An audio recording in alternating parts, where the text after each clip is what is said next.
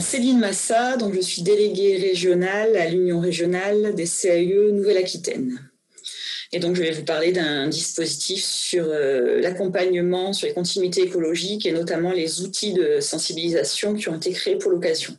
En 2012, lors de la concertation organisée par la région et la DREAL Aquitaine durant l'élaboration du schéma régional de cohérence écologique, le SRCE, les collectivités locales ont fait état de difficultés à élaborer les trames vertes et bleues dans leurs documents d'urbanisme. Dès 2013, l'Union régionale des CAUE d'Aquitaine, à l'époque, en partenariat avec la DREAL et la région Aquitaine, a créé l'assistance continuité écologique, ACE, à destination des structures porteuses de schémas de cohérence territoriale et de plans locaux d'urbanisme intercommunaux.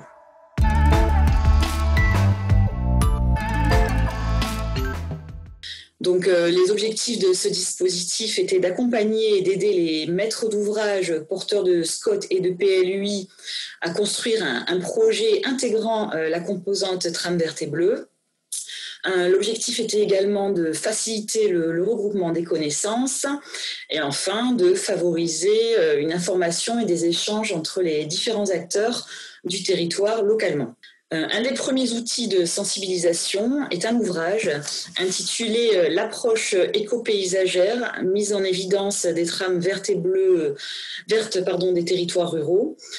Donc, cette approche éco-paysagère a été développée pour prendre en compte la biodiversité à l'échelle des mosaïques paysagères et d'appréhender mieux les fonctions de réservoirs de biodiversité ainsi que les perméabilités écologiques des paysages. Un deuxième outil qui a été créé durant ce dispositif, c'est une carte régionale des unités éco-paysagères que vous pouvez apercevoir derrière moi.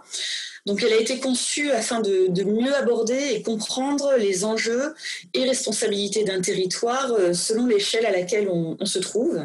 Donc, elle permet de dégager les propriétés écologiques spécifiques de chaque territoire, tout en le situant dans un contexte plus élargi. Un autre outil qui a été créé, c'est donc sous forme de formation.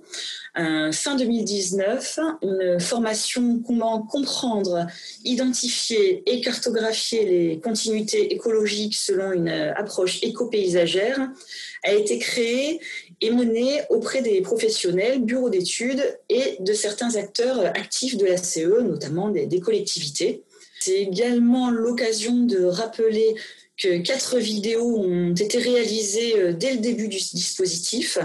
Donc, elles tournent désormais depuis plusieurs années au-delà de la Nouvelle-Aquitaine parce qu'elles avaient été créées justement pour pouvoir être utilisées partout en France, notamment par les CAUE.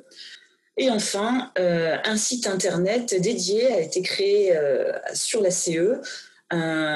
C'est un support d'accompagnement des territoires et il dispose notamment d'une cartographie multithématique et dynamique ainsi qu'un espace ressources.